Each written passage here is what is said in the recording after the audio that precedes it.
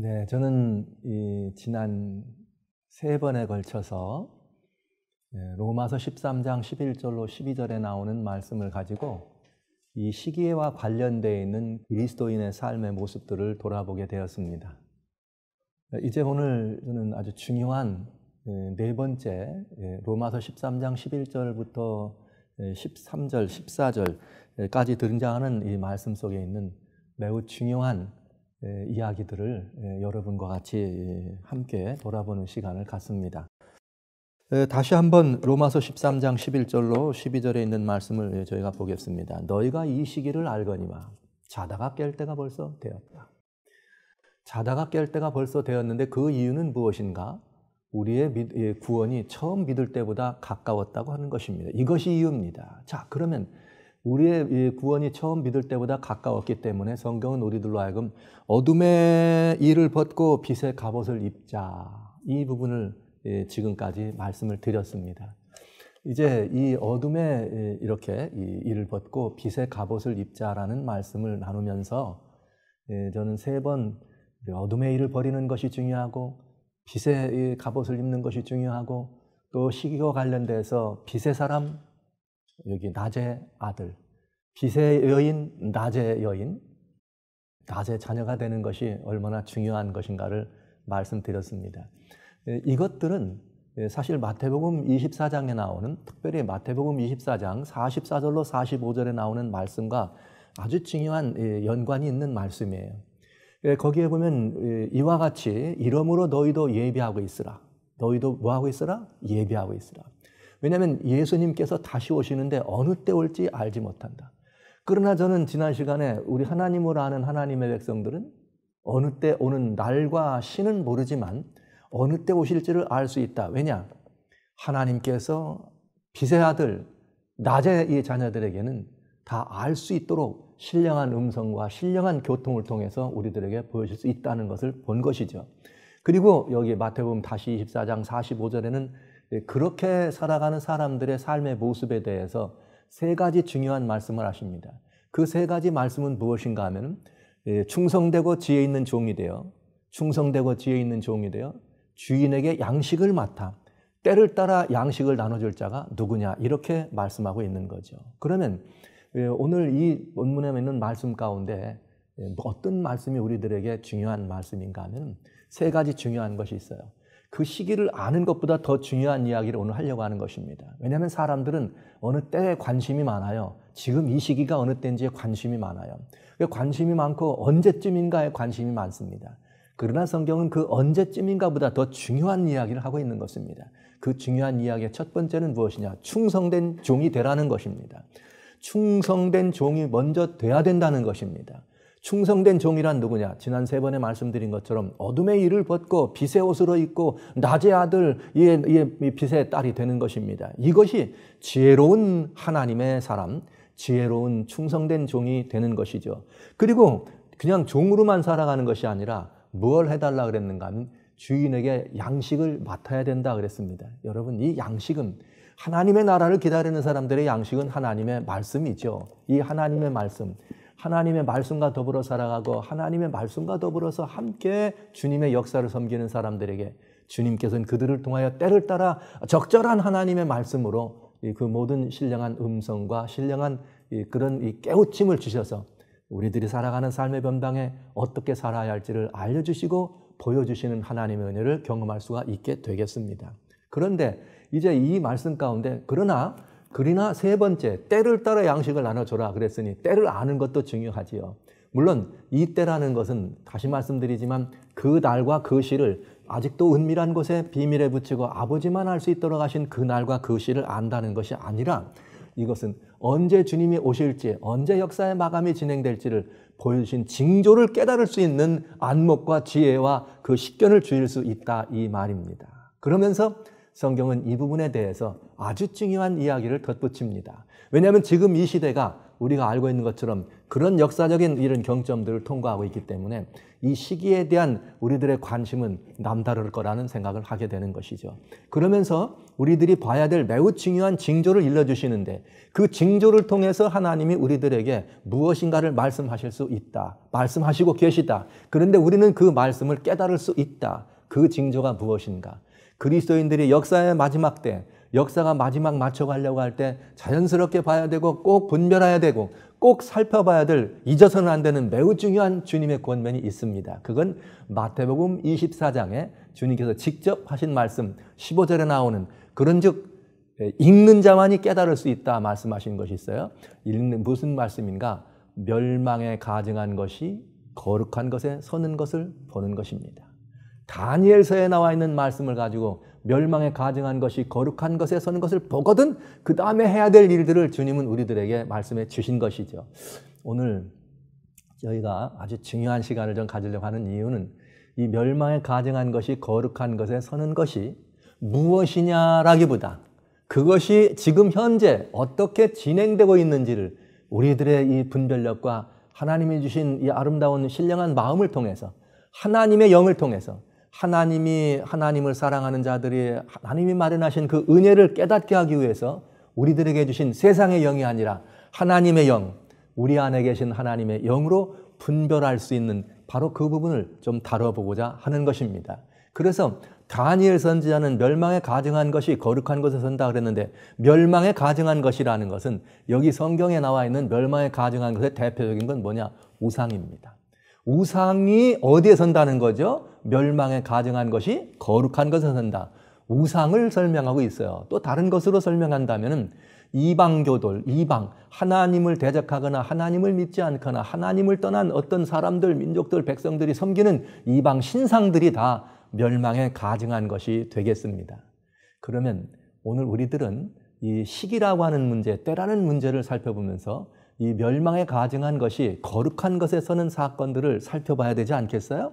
그럼 이것이 지금 어떻게 우리들의 어느 이 경점에 우리 앞에 다가오고 있는가? 바로 이 우상이라고 하는 것, 이것이 서는 사건들이 어떻게 우리 앞에 다가오고 있는가를 보는 것입니다. 이 사실을 봐야 되는 중요한 이유는 이 사실을 알고 보면서 오늘 우리가 어떤 시점에 서 있는 사람들인지, 그리고 우리는 그렇기 때문에 어떤 역사적인 순간을 우리가 감당하고 또 그때 우리에게 맡겨져 있는 하나님께서 맡겨주신 사명, 우리 그리스도인으로서 져야 될 부담이 무엇인지를 생각해 볼 수 있겠습니다. 그래서 저는 요한계시록에 나오는 말씀을 가지고 오늘 여기 마태복음 24장 15절에 멸망에 가증한 것이 거룩한 것에 선 것을 보거든 어찌어찌 하라 말씀하셨는데 그것이 지금 어느 정도 시기에 멸망에 가증한 것, 즉 우상이나 아니면 이방의 어떤 이런 모든 것들이 하나님의 거룩한 것을 찬탈하고 침탈하고 그 위에 서게 되는 사건이 어떻게 진행되고 있는지를 보는 것은 매우 의미 있는 일 될 것으로 생각합니다. 그럼 지금부터 요한계시록에 나오는 이 하나님의 이 말씀을 통해서 이 모든 부분들이 어떻게 우리들 앞에 다가오고 진행되는지에 대한 그 성경 예언이 우리들에게 보여주고 있는 진행도를 여러분과 같이 잠시 살펴보도록 하겠습니다. 선지자 다니엘이 말한 바 멸망에 가증한 것이 거룩한 것에 서는 것을 보는 이 사건을 요한계시록에서는 어떻게 이 성경 예언을 통해서 우리들에게 진행되고 있는지를 보여주고 있는가. 그리고 그것이 오늘 우리들의 시점에서 지금 현 시점에서 어떻게 우리 주변에 가까이 그것이 다가오고 있는가 하는 것을 살펴볼 필요가 있습니다. 자, 이제 성경 예언의 이 진행도를 영적인 그런 징조들을 통해서 살펴보는 시간을 갖습니다. 우리는 예언의 역사를 살펴보면서 가장 먼저 생각하는 것이 무엇인가 하면 기독교 역사에는 두 가지 커다란 전환점이 있어요. 그거 중에 하나는 무엇인가 하면 예수님께서 이 땅에 처음 오셨을 때 보여줬던 예수님의 초림입니다. 그리고 또 다른 하나는 무엇인가 하면 예수님이 다시 오신다고 하는 사건입니다. 그래서 이 예수님이 다시 오신다는 사건은 우리가 기다리는 사건이요, 그리스도인들이 아주 소망하는 사건이요, 인류 역사에 매우 중요한 희망적이고 인류 역사가 애처롭게 기다릴 수밖에 없는 새 시대의 도래를 의미하는 사건입니다. 그래서 우리는 그 사건이 우리들의 가장 가까이 가장 가까운 마음에 있는 소망이기 때문에 예수님의 재림을 기다리는 사람들입니다. 그러나 요한계시록 혹은 다니엘서에 나와 있는 이 예언의 성경 예언은 어떻게 진행되는가? 우리는 재림까지를 살펴본다고 했을 때 요한계시록 19장에 예수님이 재림하시는 사건이 들어있어요. 그리고 예수님이 재림하시기 전에는 요한계시록 15장과 16장에 7재앙이 표현되어 있습니다. 계시록에 7재앙이 여러분 보시기에 이 장자가 앞으로 올라가야 되는데 약간 이렇게 잘못된 거예요. 그렇게 읽어주시면 좋겠습니다. 그리고 그 7재앙이 시작되기 전에는 어떤 상황이 벌어지는가? 우상에게 경배하는 사건이 벌어집니다. 계시록 13장 13절부터 18절까지 있는 이 내용이 우상에게 경배하는 사건이 되겠습니다. 그런데 자, 그러면 이 예언의 진행도를 한번 살펴보자면 무엇부터 우리가 살펴보는가? 요한계시록 13장에 나오는 13절부터 18절에 나오는 나라는 양의 나라입니다.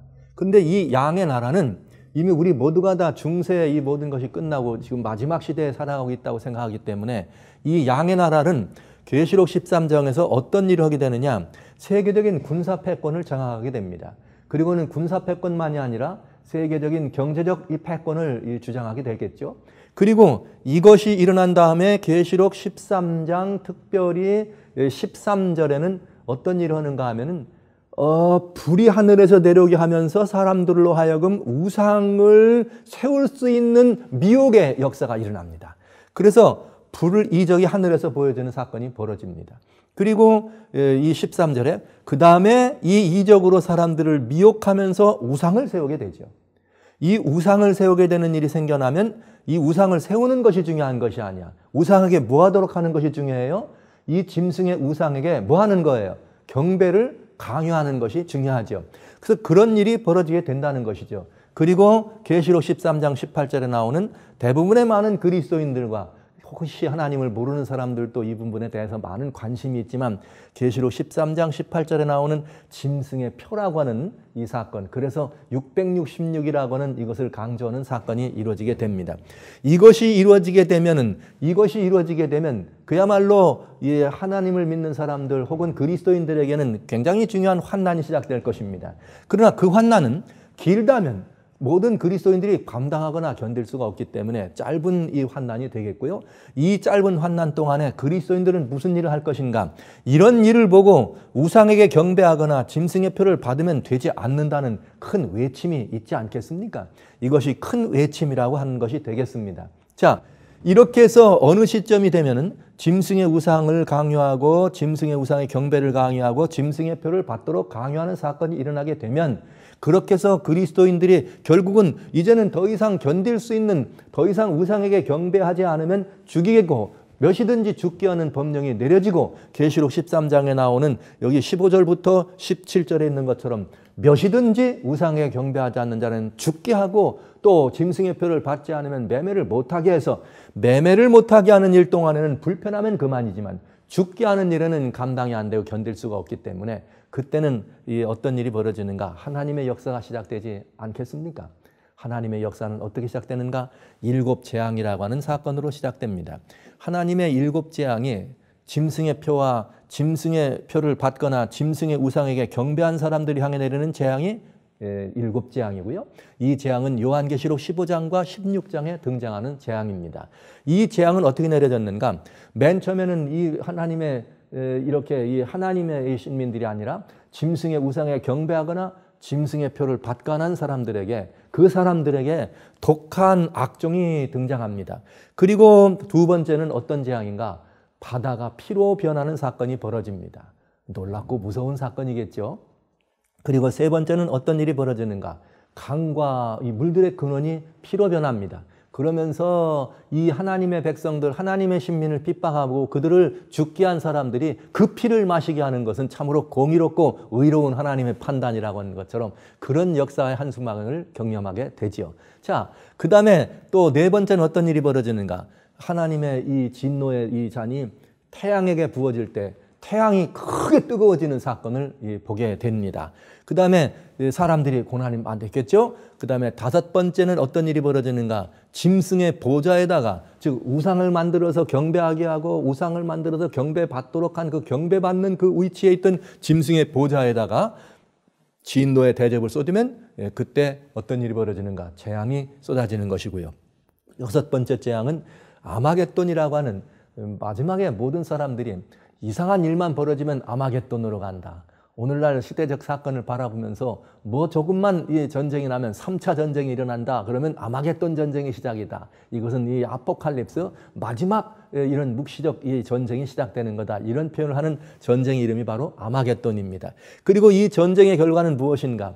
결국 하나님의 직접적 개입으로 말미암아 중수가 한 달란트가 되는 거대한 우박이 내리면서 이 모든 바벨론이 무너지는 사건입니다.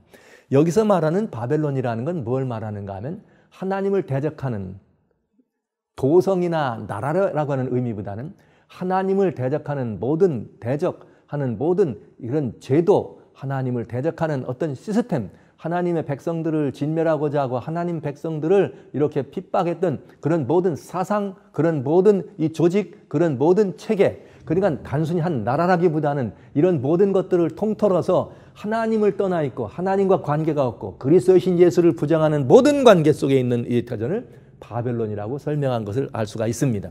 그러면 예수님이 재림하게 되는 것이죠. 이렇게 해서 요한계시록 19장에 이제 우리 주님이 직접 재림의 주로서 나타나시는 모습을 우리는 봅니다. 자, 이것이 성경이 말하고 있는 영적 예언의 예언 진도표가 되겠습니다. 자, 그러면 이렇게 진도표가 나와 있다면 우리는 뭘 살펴봐야 되는가? 이런 진도표가 나와서 재림 직전에 야곱의 환난이 있다고 하는 것입니다. 재림 직전에 야곱의 환난이 있고 야곱의 환난이라고 하는 개구기를 없는 환난이 맞춰져야 예수님 재림이 있습니다. 자, 이것이 예언의 진도표라면 우리는 뭘 살펴봐야 되는가? 그러면 지금 현재 그 진도표대로 어떤 일이 일어나고 있느냐 하는 것을 봐야 된다는 것이죠.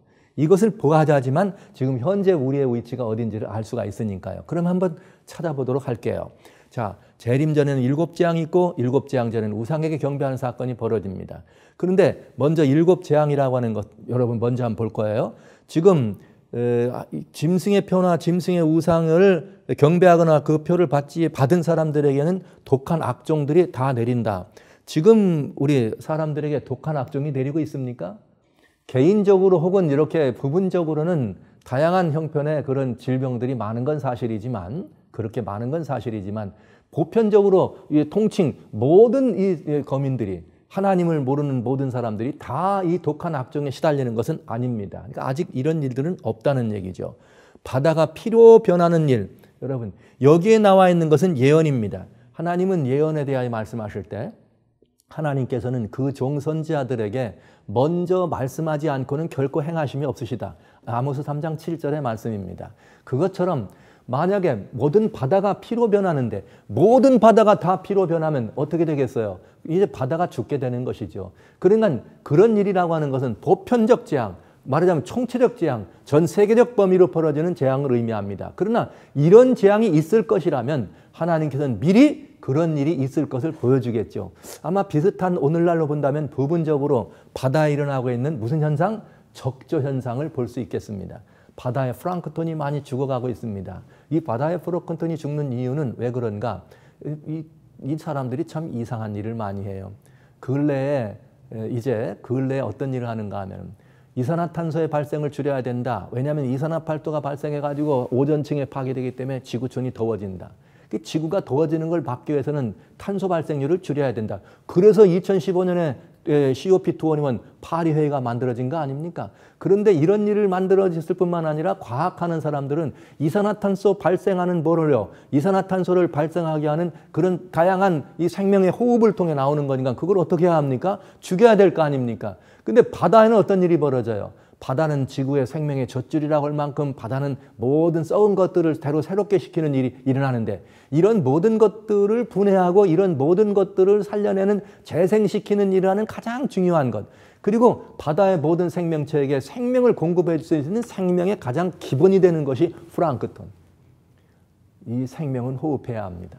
근데 호흡하면 뭐가 나와요? 이산화탄소가 나오죠. 그러니까 이산화탄소의 발생을 줄이려면 어떻게 해야 돼? 플랑크톤도 어떻게 해야 돼요? 죽인다네요. 그래서 바다에 프랑크톤을 죽이려고 약을 뿌렸더니 프랑크톤이 죽으니까 무슨 현상이 일어나? 적조 현상이 일어나. 이런 현상들이 악순환이 되는 모습을 보게 됩니다. 결국은 우리 스스로 자초하는 재앙인 것을 알 수가 있죠. 그러면서 세 번째는 강과 물의 근원이 피로 변화인데, 여러분 한국에 그런 일 많이 있었잖아요. 뭐 4대강 사업을 이랬더니 무슨 적조 현상이 일어나는데 강이 이런 말 많이 들어보셨죠? 여러분 이런 모든 것들은 한국만이 아니라 전 세계적으로 날이 더워지고 물이 고이면 이런 현상을 가져오는 걸 볼 수가 있어요. 그러나 그때는 대단히 중요한 일이죠. 7 재앙 때 내려지는 일은 단순히 그런 일만은 아닐 것입니다. 저는 이런 일을 바라보면서 굉장히 흥미진진한 생각을 해봅니다. 어느 날 갑자기 물들의 근원이 피로 변합니다. 아침에 일어나서 샤워를 하거나 아침에 엄마들은 또 아이들 또 밥을 짓기 위해서 주부들은 또 부엌으로 갑니다. 싱크대에 물을 틀거나 샤워기에 이 목욕탕에 물을 틀었습니다. 그랬더니 뭐가 쏟아지는 거예요? 붉은 피가 쏟아지는 거예요. 와우, 놀라운 일입니다. 그런 일이 있겠다 이 말이에요.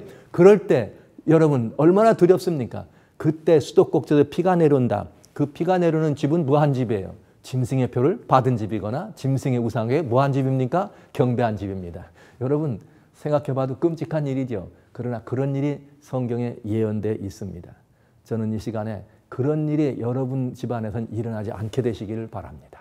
어떤 일이 있을지라도 그런 일이 안 일어나기를 간절히 소원합니다. 그럴 바에는 어떻게 해야 되는 거예요? 그러려면 수도꼭지를 틀었습니다. 샤워룸에 수도꼭지를 틀었습니다. 샤워꼭지를 틀었더니 붉은 피가 내려오는 것이 아니라 맑은 물이 내려오고 이웃집에서는 의학 소리가 나고 이웃집에서는 놀래서 이렇게 이 비명소리가 날릴 때 이 집안, 우리 집안에는 맑은 물이 나오고 깨끗한 물이 나와서 그런 이 하나님의 이렇게 말하자면 신민으로서 하나님을 믿고 그리스도이신 예수님과 더불어 살아가는 가족으로서의 구별된 모습이 드러난다면 구약 당시에 이스라엘 사람들이 애굽에 노예 생활할 때 애굽 사람들 그 나라에서 이스라엘 백성들이 한 무리의 이 무리를 이루고 머물렀던 그 땅 이름이 고센입니다.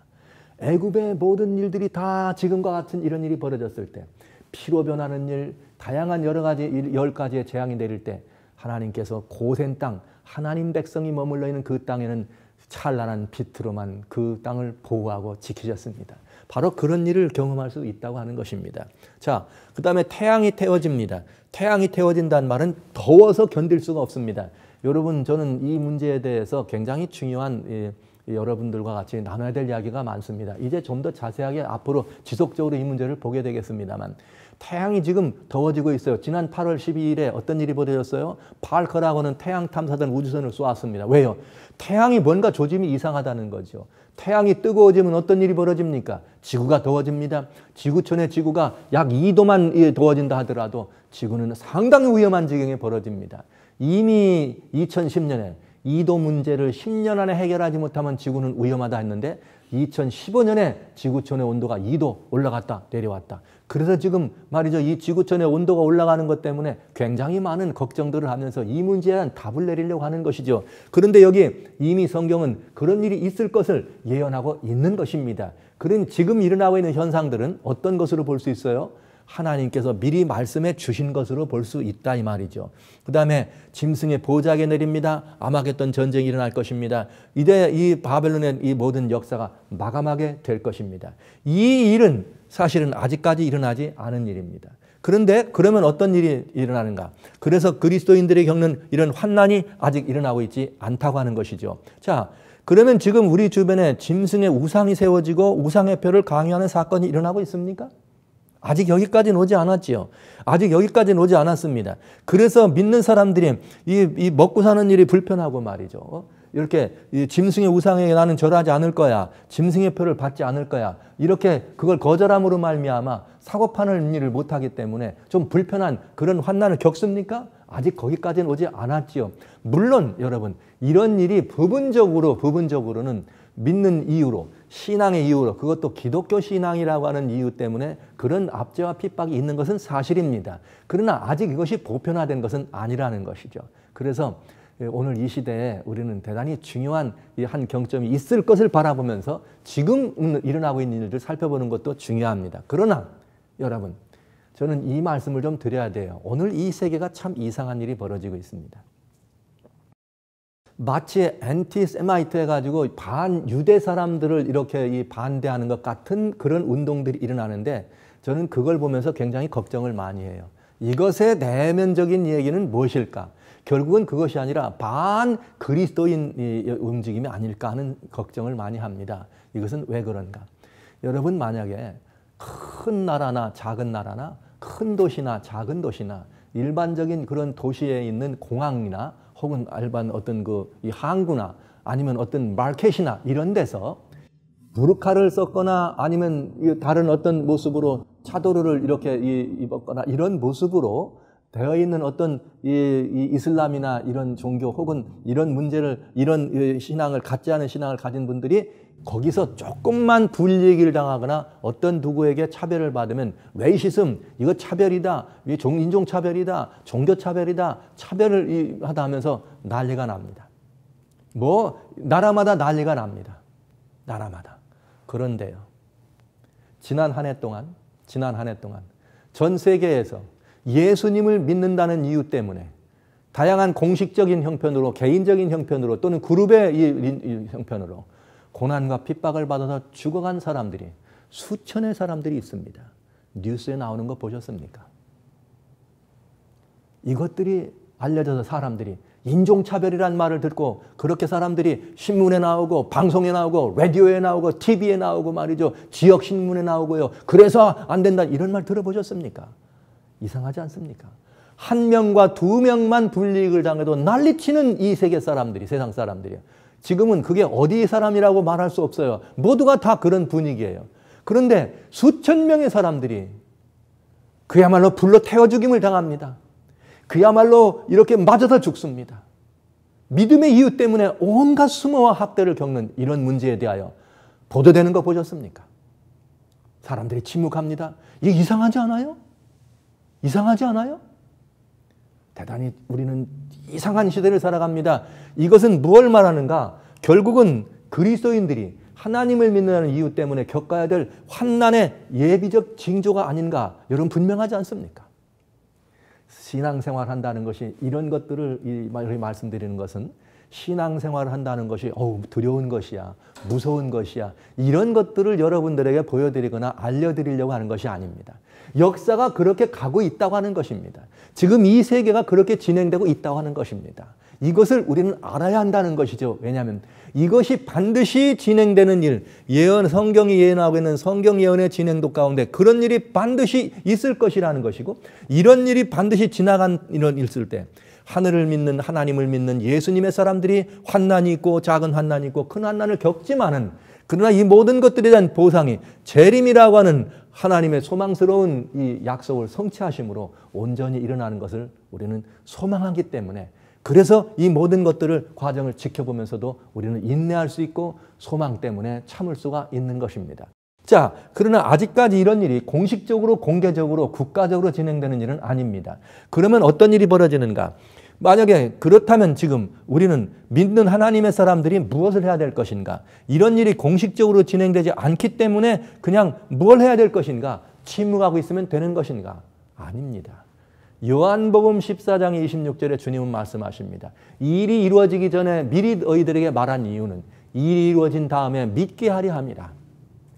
이런 것들이 예언상 성경의 예언이 진도표가 있고 진행도를 우리가 살펴보는 이유는 주님이 말씀하신 것처럼 이런 일이 일어나면 오호라 그때 바로 우리 예수통신이 말이지 왁스미션이 그런 말을 하더니 그 소리가 크게 외쳐지더니 이런 일이 바로 일어나네. 그러니 어떻게 하게 되는 거예요? 사람들에게 비록 환난이 있을 수 있고 비록 핍박이 있을 수 있지만 결국은 그 결과가 예수님의 재림이라는 영광스러운 날의 주인공이 될 수 있다는 사실을 희망하기 때문에 사람들이 주님께로 돌아올 수 있는 일이 될 것이고 여러분들이 지금 살고 있는 그런 삶의 변방 속에서도 주님께로 돌아오지 않으면 안 되는 결단의 계기가 되지 않겠습니까? 그래서 이 말을 나눠드리는 것이지 결단코 이것이 두렵게 하거나 무겁게 하거나 무서운 여러 가지 일들을 미리 알려서 공포 속으로 여러분을 몰아넣으려고 하는 것이 아님을 알아주시기 바랍니다. 더 진도를 나가봐야 합니다. 자, 그러면 이 일은 아직 일어나지 않았습니다. 이 일은 아직 일어나지 않았습니다. 그런데 중요한 것은 무엇인가? 자, 계시록 13장에 나오고 있는 계시록 13장에는 어떤 나라가 있는가? 양의 나라가 등장합니다.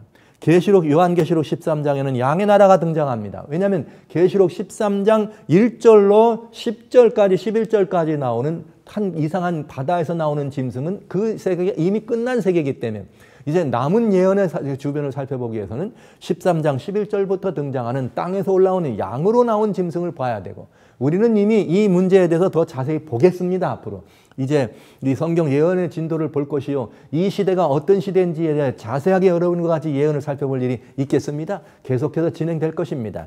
그러나 오늘 저희가 먼저 봐야 될 것은 이것입니다. 2018년 현재 성경 요한계시록 13장에 나와 있는 양의 나라는 과연 어떤 일을 이루고 있는가? 이 양의 나라가, 저는 이게 미국이라고 하는 이 나라가 양의 나라를 대표하고 있다고 하는 것을 지금 미리 말씀드리겠어요. 이제 점점 이 나라가 왜 미국인지는 여러분 이제 예언을 통해서 살펴보게 될 것이고요. 이 예언과 더불어서 다니엘과 계시록을 살펴보면서 왜 양의 나라가 미국인지는 살펴볼 것입니다. 그러나 여러분, 지금 현재 우리 주변을 일어나고 있는 일을 볼 때 2018년이라고 하는 이 나라 현재, 자, 이 나라가 군사적 패권이 전 세계를 장악했는가? 여러분 어떻게 생각하세요? 미국이, 양의 나라로 등장한 미국이 전 세계를 통치할 수 있는 군사적 패권을 장악했다고 보십니까? 저는 보고 있다고 생각합니다. 2001년도에 9/11 이후 이제 뉴욕에 있는 세계 무역센터 쌍동 빌딩을 무너뜨리는 이제 그런 이 9/11 이후로 부시 대통령이 테러와의 전쟁을 선포합니다. 테러와의 전쟁을 선포한 이후에 2010년 지나고 이 전쟁에 참석했던 군인들을 퇴각시키려고 하다가 2010년도에 다시 일어나는 아라빅 스프링스라고 하는 이 아랍의 봄 혁명이라고 하는 운동을 통해서 다시 미국이 중동을 더 장악하게 됩니다. 그러면서 아이시스가 탄생하게 되고, 이 아이시스는 미국이 전 세계의 경찰 국가로 발돋움하게 하는 매우 중요한 근거를 제공해 줍니다. 그래서 아이시스가 2017년 12월에 이라크에서 이미 이제 아이시스는 게임 오버, 끝났다는 선언을 함과 동시에 미국은 이제는 그 모든 것들의 진원지라고 말하는 이란을 제재하기 시작합니다. 그리고 여러분, 우리가 불행한 일이긴 하지만 오늘날 세계 사람들이 세계 3차 대전이 일어난다 하고 불안해합니다. 그런데 그 3차 대전이 일어나는 것 중에 한 가지 이유가 한국에 있는 북녘 땅에 있는 김모 씨 때문에 그렇습니다. 근데 그 사람 때문에, 김정은이라고 하는 그 한 사람 때문에 세계가 불안과 공포에 떨었습니다. 그러나 그 김정은이라고 하는 사람도 그 일을 경영하지만은 핵을 만들고 수소폭탄을 만들어 세계 사람들을 다 이렇게 위협하지만, 그러나 이제 미국이 뭘 가지고 또 이 패권 이걸 삼고 있어요?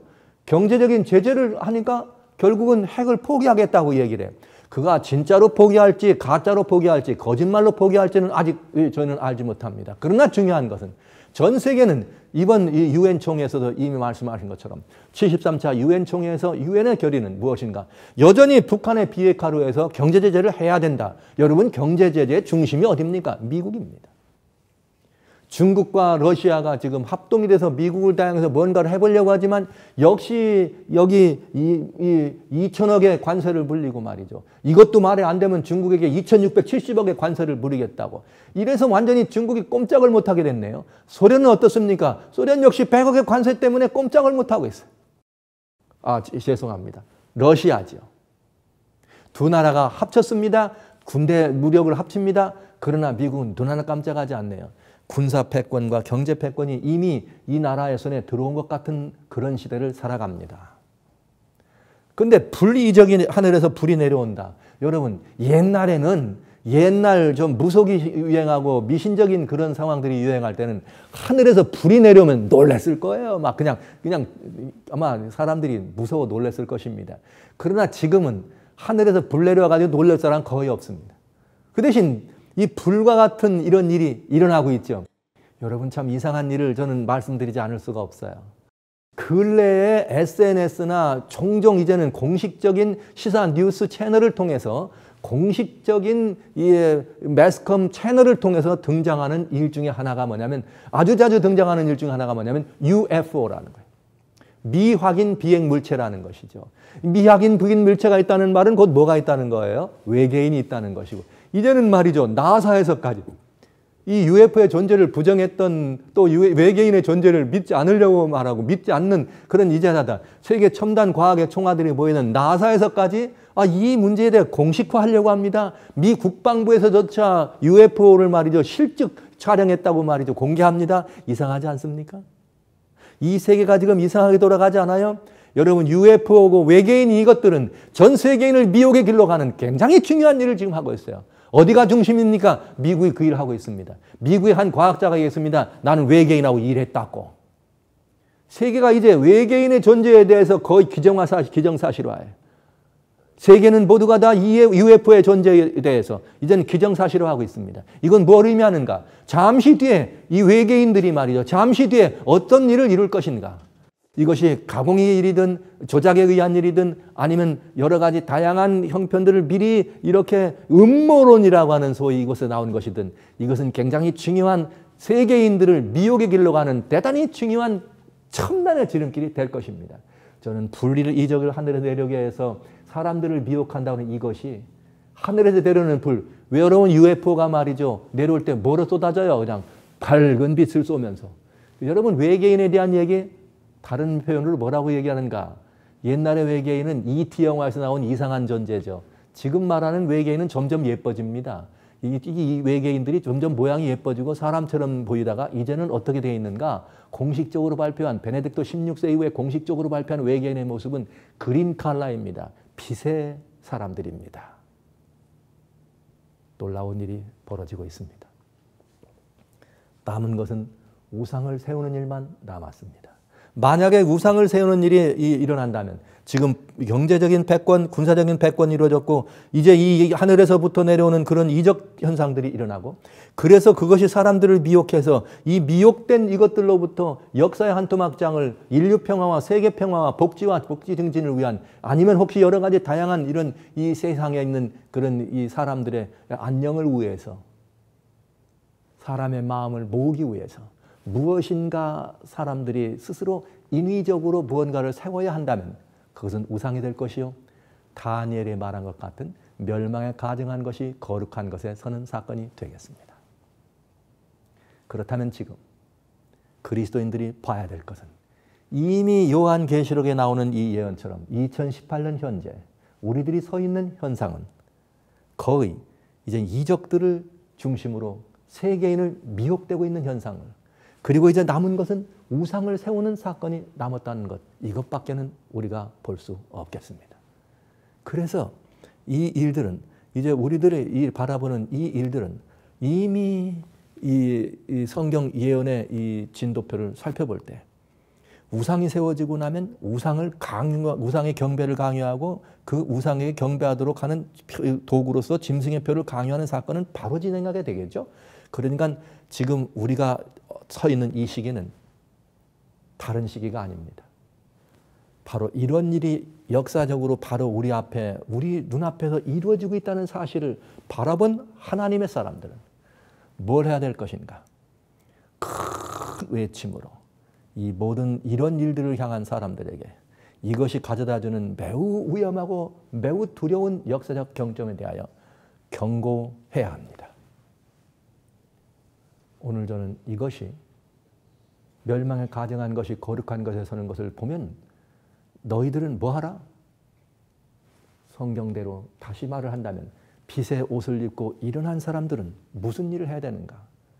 이 역사적 현상을 바라보면서 성경을 알고 있는 성경학도로서 성경 예언의 시간표가 어떻게 진도를 나가고 있다는 사실을 아는 성경을 연구하는 그리스도인들로서 책임감이 있고 의무감이 있습니다. 그것은 무엇인가? 역사의 마지막 경점에 만민에게 부어질 늦은 비 성령으로 충만하여 세계를 향하여 경고해야 합니다. 이렇게 경고해야 합니다.